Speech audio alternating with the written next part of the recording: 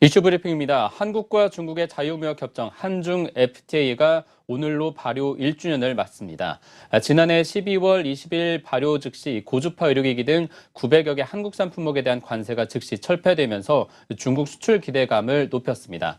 하지만 1년이 지난 지금 한중 FTA의 성적은 예상에 미치지 못하는 것으로 나타났습니다.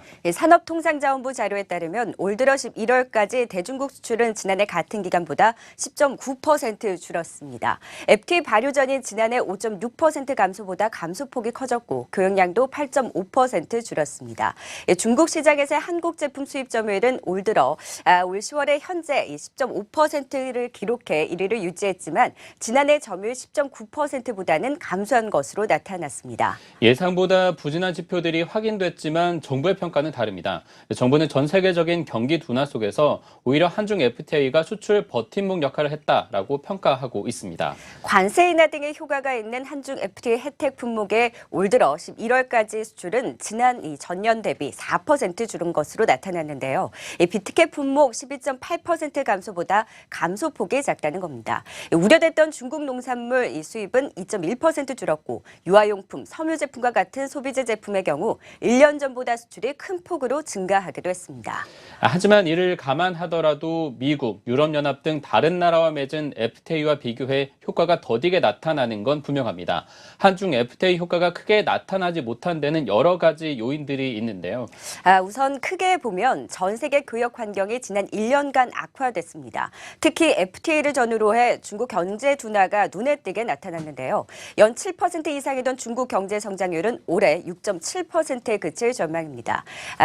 올 3월 들어 중국 인민대표대회에서 중속 성장을 선언하기 이른 상태인데요. FTA 효과를 반감시킨 또 하나의 원인은 제조업 부문의 낮은 개방도입니다.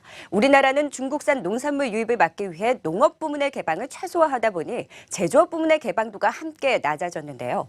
관세 철폐하는 데 10년 이상 걸리지만 이미 중국이 대규모 투자로 우리나라 기업들을 따라잡는 사례가 늘고 있는 상황입니다.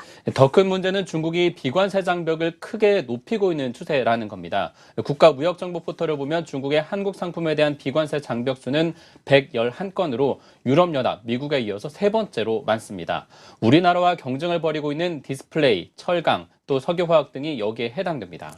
더구나 이 고고도 미사일 방어 체계 사드 배치를 문제 삼아 중국이 전방위적인 통상 보복에 나선 영향도 무시할 수 없습니다. 중국 문화, 콘텐츠, 환경, 유통 시장을 개방하는 서비스 협정이 있지만 한류 제한 조치로 한국 엔터테인먼트 산업이 어려움을 겪고 있고 사드 부지를 제공한 롯데의 중국 사업장에 대한 고강도 세무조사까지 나선 상황이었는데요. 이 같은 우려를 반영하듯 화장품, 여행, 엔터테인먼트를 비롯해 중국 의존도가 높은 관련 업체들의 주가도 크게 타격을 받은 상태입니다. 이렇게 한중 FTA와 무관하게 중국의 노골적인 견제는 앞으로도 계속될 가능성이 높습니다. 중국 경제는 둔화되고 최근 영토 문제를 둘러싸고 갈등을 빚고 있는 미국의 도널드 트럼프 행정부 출범까지 앞두고 있기 때문인데요. 트럼프 행정부가 들어선 이후에 중국과의 무역 전쟁을 본격화하게 되면 한국도 타격을 입을 수밖에 없습니다.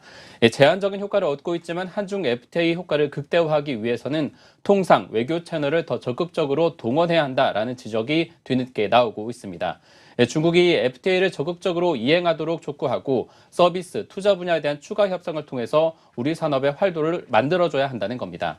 가장 가까이 있는 경제대국 중국과 외교적인 관계 회복에 휘청이고 있는 우리 산업도 금융시장도 돌파구를 마련할 수 있을 걸로 보입니다. 이슈 브리핑이었습니다.